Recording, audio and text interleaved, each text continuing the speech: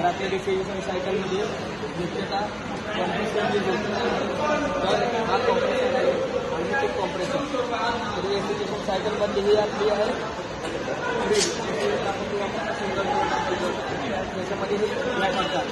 तर हा काय कार्य करतो, तर सक्शन लाईन. सक्शन लाईनमधलं काय करतो, वेपर रेफ्रिजरंट आणि हाय टेम्परेचरचा रेफ्रिजरंट ओढतो आणि पुढं तो डिस्चार्ज लाईनमध्ये पाठवतो. आणि डिस्चार्ज लाईनमध्ये पुढे गेल्यावर काय होतं, कंडेन्सरमध्ये जातो. तो सर्क्युलेट ही डिस्चार्ज लाईन आहे, तो कंडेन्सरमध्ये जातो.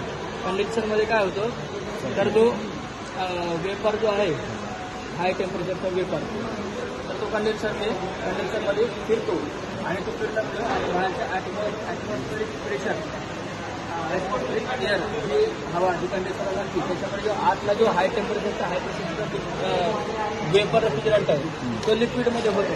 तो लिक्विडमध्ये पूर्ण कन्वर्ट झाल्यावर तो फिल्टर ड्रायरमध्ये, फिल्टर ड्रायर काय करतो, तर आतमध्ये जे पार्टिकल आहे तर रेफ्रिजरंटमध्ये जे मॉइश्चर आहे तर तो ऑब्झॉर्ब करतो आणि शुद्ध रेफ्रिजरंट पुढं एक्सपान्शन वॉलमध्ये पाठवतो. एक्सपान्शन वॉलमध्ये तिथं आपण कॅपिलरी ट्यूब लावली. कॅपिलरी ट्यूबमध्ये काय करतात, हे कॅपिलरी ट्यूब काय करते, ते जे लिक्विड रेफ्रिजरंट आहे त्याला ते एक्सपांड करून खाली इव्हॅपोरेटर, खाली इव्हॅपोरेटर, त्या खाली इव्हॅपोरेटरमध्ये लिक्विड रेफ्रिजरंट एक्सपांड करते. आणि परत इव्हॅपोरेटरमध्ये जे काय आपण पदार्थ ठेवलेले आहेत त्या पदार्थामध्ये ती उष्णता इव्हॅपोरेटर काय करतो, ॲब्झॉर्ब करतो आणि त्या पदार्थामध्ये हीट जे ॲब्झॉर्ब करून ते रेफ्रिजरंट जो लिक्विड आलेला आहे आपला त्याला वेपरमध्ये कन्वर्ट करतो.